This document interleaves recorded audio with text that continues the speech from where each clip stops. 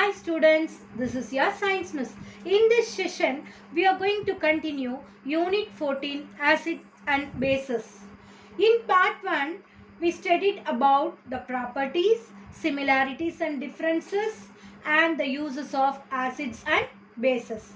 Now, here in this session, we are going to continue about neutralization reaction and indicators. Shall we start? First, what is neutralization? When neutrality is achieved between two different chemical substances with two different chemical properties through a reaction, then it is called neutralization in chemistry. This is a definition for neutralization in chemistry. Here in this lesson, the neutralization reaction is achieved when acid reacts with base. An acid and a base reacts with each other to form salt and water. This reaction we call it as neutralization reaction. Acid plus base gives salt plus water. Here in this reaction, for an example, HCl is taken as an acid and NaOH, sodium hydroxide, is taken as a base. When these two reacts together, HCl, H plus and Cl minus ions are formed, and in base so Na plus and OH minus is produced. When these two ions combine together, they form a salt called sodium chloride, NaCl, and water is produced. So this is example for a neutralization reaction. So இங்கே பார்த்தீங்கன்னாக்கா ஒரு ஆசிடும் ஒரு பேஸும் react ஆகும்போது ஆசிட்னுடைய acidity குறைஞ்சி பேஸ்னுடைய பெசிடிட்டியும் குறைஞ்சு ரெண்டுமே வந்து என்ன ஆகிடும், நியூட்ரலைஸ் ஆகி அந்த இடத்துல ஒரு சால்ட்டும் வாட்டரும் ப்ரொடியூஸ் ஆகும். இதை தான் நம்ம நியூட்ரலைசேஷன் ரியாக்ஷன் அப்படின்னு சொல்கிறோம். இந்த எக்ஸாம்பிளில் பார்த்தீங்கன்னா ஹைட்ரோக்ளோரிக் ஆசிட் தான் ஒரு ஆசிடாக நம்ம எக்ஸாம்பிளுக்கு எடுத்துக்கிறோம். அதில் இருக்கக்கூடிய ஹைட்ரஜன் அயான் தனியாகவும் குளோரின் அயான் தனியாகவும் பிரிஞ்சிடுது. அதே மாதிரி இங்கே எடுத்துக்கிற பேஸ் வந்து சோடியம் ஹைட்ராக்சைடு, அதில் Na அயான்ஸ் தனியாகவும் OH அயான்ஸ் வந்து தனியாகவும் பிரிஞ்சிருக்கு. இப்போ இதில் வந்து இந்த பேஸில் இருக்கக்கூடிய Na ப்ளஸ்ஸும் ஆசிட் இருக்கக்கூடிய Cl மைனஸும் ஒன்றா சேர்ந்து நம்மளுக்கு சால்ட் ஃபார்ம் ஆகி NaCl, சோடியம் குளோரைடு, நம்மளுக்கு சால்ட்டாக ஃபார்ம் ஆகிடுது. மீதி இருக்கக்கூடிய இந்த ஹெச்சும் இந்த ஓஹெச்சும் வந்து நம்மளுக்கு என்னவா மாறிடுது, வாட்டராக மாறிடுது. இதுதான் வந்து நியூட்ரலைசேஷன் ரியாக்ஷன் அப்படின்னு சொல்கிறோம். இது உங்களுக்கு புரிஞ்சிருக்கும்னு நினைக்கிறேன். அதே மாதிரி இந்த நியூட்ரலைசேஷன் ரியாக்ஷன் நடக்கும்போது நம்மளுக்கு என்னென்ன சால்ட்லாம் கிடைக்குது அப்படின்னு பார்த்தீங்கன்னா, இந்த பேஸ் வந்து இங்கே சோடியம் ஹைட்ராக்சைடு தான் உங்களுக்கு எடுத்திருக்காங்க. ஸோ ஹைட்ரோக்ளோரிக் ஆசிடோட ரியாக்ட் ஆகும்போது நம்மளுக்கு சோடியம் குளோரைட் கிடைக்கும், சால்ட். ஓகேங்களா? ஸோ சல்ஃபியூரிக் ஆசிடோட சோடியம் ஹைட்ராக்சைடு ரியாக்ட் ஆகும்போது சோடியம் சல்ஃபேட் கிடைக்கும். நைட்ரிக் ஆசிடோட ரியாக்ட் ஆகும்போது நம்மளுக்கு சோடியம் நைட்ரேட் கிடைக்கும். அதே மாதிரி அசிட்டிக் ஆசிடோட ரியாக்ட் ஆகும்போது சோடியம் அசிட்டேட் கிடைக்கும். ஓகேங்களா? ஸோ இதெல்லாம் சால்ட்டு. இந்த ஆசிடோட இந்த பேஸ் ரியாக்ட் ஆகும்போது இந்த சால்ட் நமக்கு கிடைக்குது. அடுத்தது நம்ம பார்க்க போகிறது neutralisation reaction in our daily life. எந்தெந்த இடத்துலலாம் வந்து நியூட்ரலைசேஷன் ரியாக்ஷன் நடக்குது, நமக்கு தெரியாமையே நிறைய இடத்துல நியூட்ரலைசேஷன் ரியாக்ஷன்ஸ் நடக்குது. நம்மளுக்கு இப்போ சாதாரணமாக இப்போ தேனீ கொட்டிடுச்சு, எறும்பு கடிச்சிடுச்சுன்னா உடனே நம்மளுக்கு என்ன ஆகும், ஒரு மாதிரி பேர்னிங் சென்சேஷன் இருக்கும் இல்லையா? whenever bees or red ants bite, as they inject an acid called formic acid. So பீஸோ இல்லை ரெட் ants நம்மளை வந்து கொட்டிடுச்சுன்னா என்ன ஆகும்னாக்கா, கடிச்சிடுச்சுன்னா அதனுடைய உடம்புல இருக்கக்கூடிய ஃபார்மிக் ஆசிட் வந்து நம்ம அந்த கடிச்ச இடத்துல வந்துடும். ஸோ அந்த ஆசிட் வந்து நம்மளுக்கு என்ன கொடுக்கும்னா ஒரு பேர்னிங் சென்சேஷனையும் ஒரு பெயினையும் நமக்கு கொடுக்கும். ஸோ அதை நியூட்ரலைஸ் பண்ணுறதுக்கு நம்ம என்ன செய்யணும், ஒரு பேஸை வந்து அந்த இடத்துல பயன்படுத்தணும். என்ன பண்ணுவாங்க தெரியுமா, சுண்ணாம்பு எடுத்து தடவி விடுவாங்க, பார்த்துருக்கீங்களா? ஸோ எறும்பு கடிச்சிச்சு, அப்படியே நம்மளுக்கு சிவப்பாயிடுச்சு, ரொம்ப குத்துது அப்படின்னு சொன்னால் அதை சப்ரஸ் பண்ணுறதுக்கு, அந்த ஆசிட்னுடைய ரியாக்ஷனை வந்து நியூட்ரலைஸ் பண்ணுறதுக்காக அவங்க ஒரு பேஸை வந்து யூஸ் பண்ணுவாங்க, கால்சியம் ஹைட்ராக்சைடு, அதாவது பேஸ்ட், சுண்ணாம்பு, நம்ம வெத்தலையில எல்லாம் போடுவோம் தெரியுமா, அந்த சுண்ணாம்பு தான் வந்து தடவினோடனே அந்த அசிடிட்டி வந்து குறைஞ்சிடும். இது வந்து நம்ம டே டு டே லைஃப்ல யூஸ் பண்ணக்கூடிய ஒரு நியூட்ரலைசேஷன் ரியாக்ஷன். அடுத்த எக்ஸாம்பிள் பார்த்தீங்கன்னாக்கா வாஸ்ப் பைட், இந்த குழவி கொட்டிடுச்சு அப்படின்னு சொல்லுவாங்க இல்லையா, அதுதான் வந்து வாஸ்ப் பைட் அப்படின்னு சொல்லுவோம். when we are bitten by wasp we feel the burning sensation and pain. இங்கேயும் வந்து நம்மளுக்கு burning sensation and pain தான் இருக்கும். ஆனால் இங்கே நம்மளுக்கு குழவி கொட்டும் போது அதனுடைய உடம்புல இருந்து நம்ம உடம்புக்கு வரக்கூடிய அந்த சொல்யூஷன் என்னன்னு பார்த்தீங்கன்னாக்கா ஆல்கலைன் சப்ஸ்டன்ஸ் தான் நம்ம உடம்புல இன்ஜெக்ட் ஆகுது. அப்போ அந்த நேரத்தில் நம்ம வந்து கால்சியம் ஹைட்ராக்சைடை இது பண்ணக்கூடாது, ஏன்னா அது ஆல்ரெடி பேஸு. இப்போ நம்ம இன்னொரு பேஸ் அங்கே யூஸ் பண்ணக்கூடாது, அதுக்கு பதிலாக அங்கே என்ன யூஸ் பண்ணணும்னா அந்த பேஸினுடைய ஆல்கலினிட்டியை குறைக்கிறதுக்காக நம்ம அந்த இடத்துல வெனிகர் அப்ளை பண்ணோம்னா உடனே வந்து என்ன ஆகும், அந்த பேஸ்னுடைய ஆல்கலினிட்டி குறைஞ்சி நம்மளுக்கு அங்கே நியூட்ரலைசேஷன் ரியாக்ஷன் நடந்து அந்த வலி வந்து குறைஞ்சிடும். ஸோ இது இன்னொரு எக்ஸாம்பிள் நமக்கு. அடுத்து நம்ம டெய்லி சாப்பிட்டுட்டு நைட்டு படுக்கும்போது ப்ரஷ் பண்ணிட்டு படுப்போம் இல்லையா, கண்டிப்பாக எல்லாருமே வந்து ஒரு நாளைக்கு 2 டைம்ஸ் வந்து ப்ரஷ் பண்ணுவீங்க. சில டைம் வந்து நைட்டில் வந்து ப்ரஷ் பண்ணாமல் போயிடுவீங்க இல்லையா. ஸோ அந்த மாதிரி ஆகும்போது என்ன ஆகும்னா நம்ம சாப்பிட்ட ஃபுட்டினுடைய பார்ட்டிகல்ஸ் வந்து நம்மளுடைய அந்த பல் இடுக்குகளில் வந்து மாட்டிட்டு அப்படியே அங்கேயே நைட்டெல்லாம் தங்கிடும். அப்போ அந்த ஃபுட் பார்ட்டிகல்ஸ் வந்து டீகம்போஸ் ஆகி நம்மளுடைய பல்லுக்கு இடுக்கில் பாக்டீரியா ஃபார்ம் ஆகும். அந்த பாக்டீரியா என்ன செய்யும் அப்படின்னு சொன்னா அந்த பல்லு மேல ரியாக்ட் ஆக ஆரம்பிச்சிடும். So we should brush our teeth twice a day. This is because the bacteria present in our mouth decomposes the food particles stuck in the gap between our tooth, thereby causing acid formation. So அந்த bacteria வந்து food பார்ட்டிகல்ஸை decompose பண்ணும்போது அந்த இடத்துல ஒரு acid form ஆகும். அந்த acid என்ன செய்யும் அப்படின்னு சொன்னால் நம்மளுடைய பல்லு வந்து இருக்கக்கூடிய அந்த ஹார்ட் எனாமல் பார்ட்டை கொஞ்சம் கொஞ்சமாக கரைக்க ஆரம்பிச்சிடும். ஸோ அதுலேருந்து நம்மளுடைய பல்லை நம்ம ப்ரொடெக்ட் பண்ணுறதுக்காக டெய்லி காலையில் எழுந்த உடனே நம்ம என்ன பண்ணணும், to prevent this we have to neutralize the acid. அந்த ஆசிட் ஃபார்மேஷனை நியூட்ரலைஸ் பண்ணுறதுக்காக தான் நம்ம என்ன பண்ணுறோம், பேஸ்ட் வச்சு ப்ரஷ் பண்ணுறோம். அப்போ பேஸ்ட் எதால் ஆனது, பேஸால் ஆனது. அந்த பேஸை வந்து நம்ம வந்து ப்ரஷ் பண்ணும்போது ஆல்ரெடி ஃபார்ம் ஆகிருக்கக்கூடிய அந்த ஆசிடை நம்ம ப்ரஷ் பண்ணுற அந்த பேஸாக இருக்கக்கூடிய அந்த பேஸ்ட் வந்து என்ன பண்ணோம், அந்த ஆசிடை வந்து நியூட்ரலைஸ் பண்ணி அந்த இடத்துல அந்த ஆசிட்னுடைய நேச்சரை வந்து நியூட்ரலைஸ் பண்ணுறதுனால நம்மளுடைய டீத் வந்து ஸ்ட்ராங்காக இருக்கும். இதுவும் வந்து ஒரு எக்ஸாம்பிள், நியூட்ரலைசேஷன் ரியாக்ஷனுக்கு ஒரு பெஸ்ட் எக்ஸாம்பிள். அடுத்த பெஸ்ட் எக்ஸாம்பிள் என்னன்னு பார்த்தீங்கன்னா அசிடிட்டி. நம்ம ஃபுட்டு டைஜஷனுக்காக நம்மளுடைய ஸ்டொமக்கில் நேச்சுரலாகவே ஹைட்ரோக்ளோரிக் ஆசிட் வந்து செக்ரீட் ஆகுது அப்படிங்கிறது உங்களுக்கு எல்லாருக்குமே நான் சொல்லியிருக்கேன் இல்லையா. So as we know hydrochloric acid present in our stomach helps the digestion of food materials along with the enzymes secreted by liver, gallbladder and pancreas. So இந்த இடத்துலலாம் செக்ரேட் ஆகிற என்சைம்ஸோடு சேர்த்து நம்மளுடைய ஸ்டொமக்கில் ஹைட்ரோக்ளோரிக் ஆசிடும் வந்து செக்ரேட் ஆகுது. அது வந்து ஃபுட்டை வந்து சாஃப்டன் பண்ணுறதுக்காக நம்மளுக்கு செக்ரேட் ஆகுது. சில நேரத்தில் என்ன ஆகும் அப்படின்னு சொன்னால் நம்ம டைமுக்கு கரெக்டாக சாப்பிடாத நேரத்துலையும் அண்ட் சில நேரத்தில் எக்ஸசிவ் ஹைட்ரோக்ளோரிக் ஆசிட் செக்ரேட் ஆகும் போதும் and our stomach we feel burning sensation in food pipe and in chest area. So chest ஏரியாலையும் அந்த ஃபுட் பைப்லேயும் நம்மளுக்கு வந்து ஒரு பர்னிங் சென்சேஷனை ஃபீல் பண்ணுவோம். ஸோ ரொம்ப ஒரு மாதிரி எரியும், நம்மளுக்கு த்ரோட்டெல்லாம் எரியும், செஸ்ட் ஏரியாலாம் எரிய ஆரம்பிக்கும். அப்போ என்ன செய்வாங்க, அம்மா சூடாக சுடு தண்ணி வச்சு கொடுப்பாங்க, ஈனோ சாப்பிடுவீங்க, ஜெலிசில் சாப்பிடுவீங்க. இதெல்லாம் எதுக்குன்னா அந்த ஆசிட்னுடைய நேச்சரை நியூட்ரலைஸ் பண்ணுறதுக்காக தான். in order to neutralize antacids which are nothing but weak bases like aluminum and magnesium hydroxides are used. அப்போ அந்த அசிடிட்டியை நம்ம வந்து என்ன பண்ணிடுறோம், நியூட்ரலைஸ் பண்ணி ரிமூவ் பண்ணிடுறோம். இதுவும் வந்து நம்மளுக்கு நியூட்ரலைசேஷன் ரியாக்ஷனுக்கு ஒரு எக்ஸாம்பிள் டே டு டே லைஃப்ல.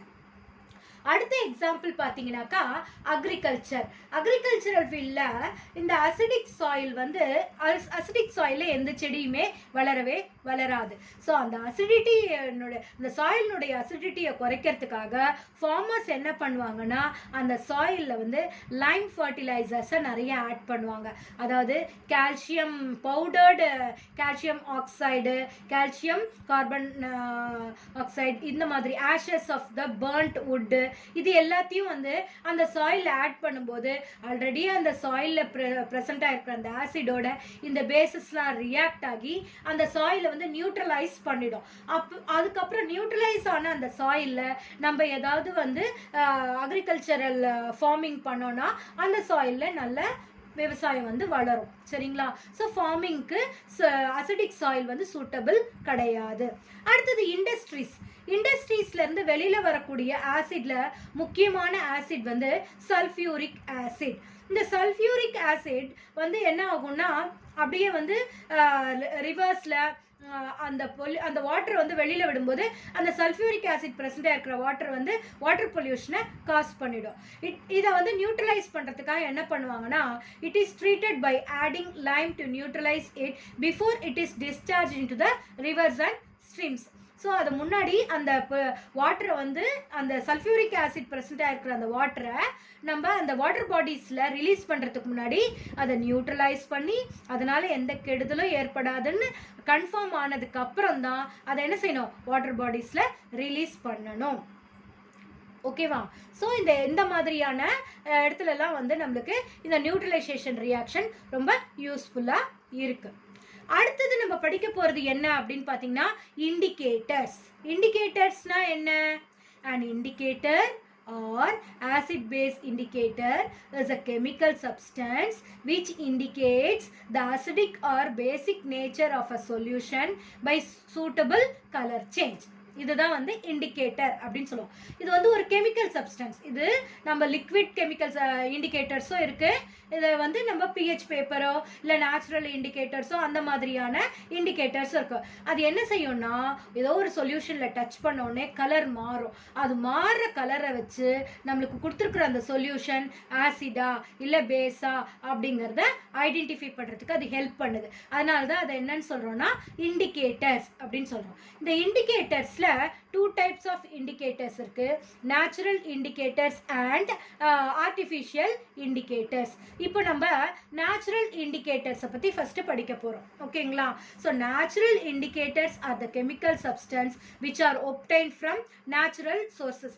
இயற்கையாகவே நமக்கு கிடைக்கக்கூடிய ஒரு சில சப்ஸ்டன்சஸை நம்ம இண்டிகேட்டர்ஸாக பயன்படுத்தும் போது அந்த இண்டிகேட்டர்ஸை நம்ம என்னன்னு சொல்கிறோம்னா நேச்சுரல் இண்டிகேட்டர்ஸ் அப்படின்னு சொல்கிறோம்.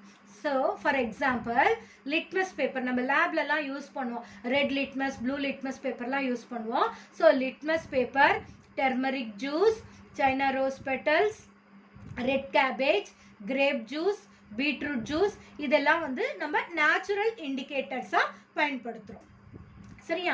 ஸோ இப்போ ஃபஸ்ட்டு டர்மரிக் இண்டிகேட்டர் அது எப்படி நம்ம யூஸ் பண்ணுறோம், அதை யூஸ் பண்ணி எப்படி ஒரு கொடுத்துருக்குற ஒரு சொல்யூஷனை ஆசிடா பேஸா அப்படிங்கிறத எப்படி ஐடென்டிஃபை பண்ணலாம், என்ன கலர் சேஞ்ச் ஆகும் அப்படிங்கிறத பற்றி பார்க்கலாமா? So by adding a small amount of water to the turmeric powder a paste is prepared. So கொஞ்சமாக மஞ்சத்தூள் எடுத்துட்டு அந்த மஞ்சத்தூளை வந்து என்ன பண்ணணும் அப்படின்னு சொன்னால் தண்ணி போட்டு லைட்டாக குழச்சி பேஸ்ட் மாதிரி ஆக்கிக்கணும். அந்த பேஸ்ட் மாதிரி ஆனதுக்கப்புறம் நம்ம என்ன செய்யணும், பிளாட்டிங் பேப்பர் இல்லைன்னா ஃபில்டர் பேப்பரில் அதை ஃபுல்லாக தடவி விட்டுறணும். தடவிட்டு நல்லா ஃபேன் காற்றுல காய வச்சுருங்க. நல்லா காஞ்சதுக்கப்புறம் அதை வந்து இப்போ என்னவா மாறிடும்னா டர்மரிக் இண்டிகேட்டராக மாறிடுச்சு. அதை குட்டி குட்டி ஸ்ட்ரிப்ஸாக வந்து கட் பண்ணி வச்சுக்கலாம். These strips are used as indicators to find the nature of the solution. இப்போ அதை வந்து நம்ம நேச்சுரல் இண்டிகேட்டராக பயன்படுத்துகிறோம். குட்டி குட்டி மஞ்சள் தடவின அந்த பேப்பரை குட்டி குட்டியாக கட் பண்ணி ஒவ்வொரு பீஸையும் ஒவ்வொரு தடவை நம்ம பயன்படுத்திக்கலாம். இப்போது அந்த மஞ்சள் தடவின அந்த பேப்பர் வந்து நம்மளுக்கு கொடுத்துருக்குற ஒரு சொல்யூஷன்ல டிப் பண்றோம். நம்மளுக்கு கொடுத்த சொல்யூஷன் வந்து அசிடிக் சொல்யூஷனா இருந்தா அந்த டர்மரிக் தடவின அந்த இண்டிகேட்டர் பேப்பர்ல வந்து எந்த கலர் சேஞ்சுமே இருக்காது. அப்படியே அந்த எல்லோ கலராகவே இருக்கும்.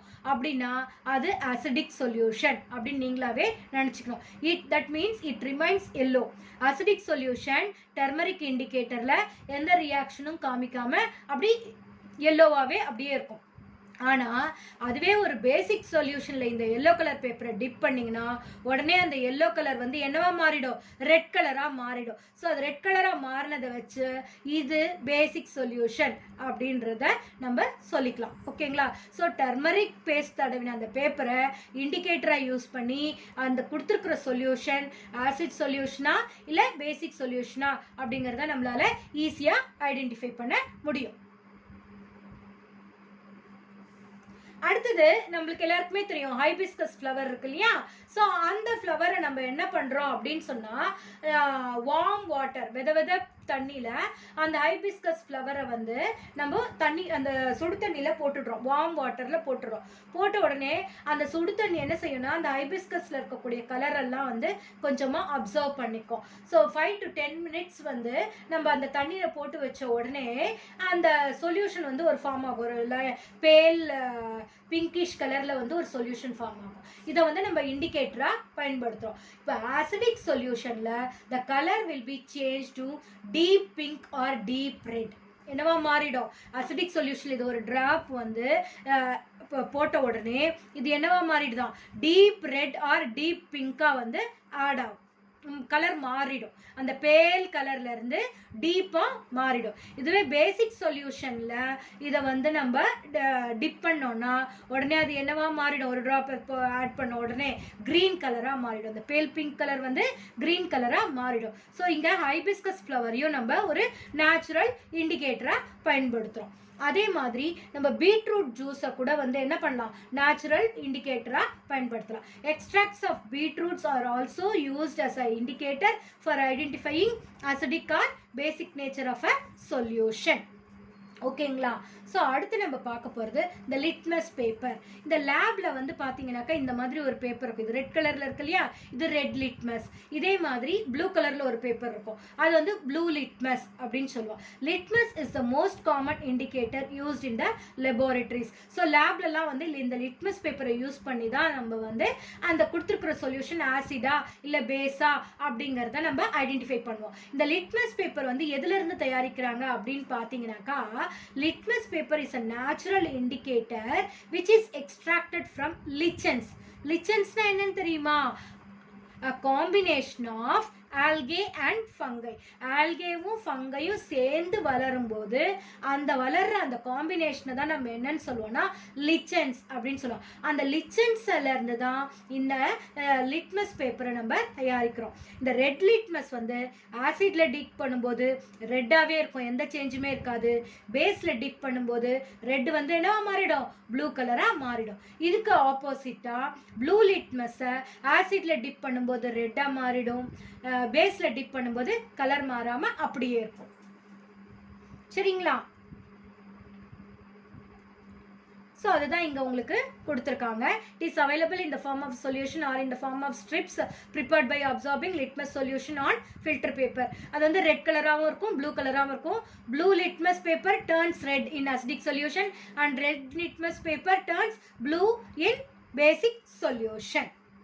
So இந்த ஆக்டிவிட்டியை நீங்களே ட்ரை பண்ணி பாருங்க. அடுத்தது நம்ம படிக்க போகிறது லேப்லலாம் நம்ம யூஸ் பண்ணக்கூடிய சிந்தட்டிக் இண்டிகேட்டர்ஸை பற்றி தான் படிக்க போகிறோம். ஓகேங்களா? ஸோ சிந்தட்டிக் இண்டிகேட்டர்னா என்ன? an indicator prepared from artificial substances is known as synthetic indicators. ஆர்டிஃபிஷியலாக நம்மளுக்கு தேவைங்கிறதுக்காக நம்ம ப்ரிப்பேர் பண்ணி இப்போ கூடிய இண்டிகேட்டர்ஸை தான் நம்ம என்னன்னு சொல்கிறோம்னா சிந்தட்டிக் இண்டிகேட்டர்ஸ் அப்படின்னு சொல்கிறோம். சாதாரணமாக லேபில் நம்ம யூஸ் பண்ணக்கூடிய சிந்தட்டிக் இண்டிகேட்டர்ஸ் என்னென்னு பார்த்தீங்கன்னா ஃபினாப்தலின் அண்ட் மெத்தில் ஆரஞ்ச் தான் அதிகமாக எல்லா லேப்லேயுமே வந்து இண்டிகேட்டர்ஸாக பயன்படுத்துவாங்க. ஸோ ஃபினாப்தலின் எடுத்துக்கிட்டோம்னா it is a colourless compound. Phenolphthalein வந்து ஒரு colourless compound. Its alcoholic form is used as an indicator. It is colorless in acidic solution but turns pink in basic solution. அது first colorless-ஆ தான் இருக்கும், acid solutionல அது colorless-ஆ தான் இருக்கும். ஆனா பேஸ்ல டிப் பண்ண உடனே அது என்னவா மாறிடும்? பிங்க் கலரா மாறிடும். அதே மாதிரி மெத்தில் ஆரஞ்சு எடுத்துக்கிட்டிங்கன்னா solid methyl orange is dissolved in hot water and it is filtered to used as an indicator. இது என்ன செய்யும்னாக்கா it turns red in acidic solution. இதுவும் கலர் ஒரு மாதிரி ஆரஞ்சிஷ் கலர்ல இருக்கும், அது வந்து ஆசிட்ல ஆட் பண்ண உடனே என்னவா மாறிடும்? Red colour. It turns red in acidic solution. அதே நேரத்தில் பேஸ்ல வந்து அது எல்லோ கலரா மாறிடும். ஓகேங்களா? ஸோ இங்கே வந்து ஒரு டேப்லர் காலம் கொடுத்துருக்காங்க. இந்த டேப்லர் காலம் வந்து ரொம்ப ரொம்ப இம்பார்ட்டன்ட், பார்த்துக்கோங்க. என்னென்ன இண்டிகேட்டர்ஸில் என்னென்ன கலர் மாறும். இப்போ வந்து இங்கே கொடுத்துருக்கிறது 4 இண்டிகேட்டர்ஸ் கொடுத்துருக்காங்க. Blue litmus, red litmus, phenolphthalein, methyl orange. So இந்த 4 இண்டிகேட்டர்ஸ் கொடுத்துருக்காங்க. இந்த ப்ளூ லிட்மஸ் என்ன செய்யும்னா அசிடிக் சொல்யூஷனில் டிப் பண்ணோடனே ரெட்டாக மாறிடும். பேசிக் சொல்யூஷனில் no colour change. Red litmus paper எடுத்துக்கிட்டிங்கனாக்கா அசிடிக் சொல்யூஷனில் நோ கலர் சேஞ்ச், பேசிக் சொல்யூஷனில் ப்ளூவாக மாறிடும். ஃபினாப்தலின் எடுத்துக்கிட்டிங்கனாக்கா அசிடிக் சொல்யூஷனில் கலர்லெஸ்ஸாக இருக்கும், பேசிக் சொல்யூஷனில் பிங்க் கலராக மாறிடும். மெத்தில் ஆரஞ்சுன்னு எடுத்துக்கிட்டிங்கன்னா அசிடிக் சொல்யூஷனில் ரெட்டாகவும் பேசிக் சொல்யூஷனில் எல்லோவாகவும் மாறிடும். ஓகேங்களா? So students, go through both part 1 and part 2 video once or twice for better understanding. Find answers for the evaluation part. Thank you, students.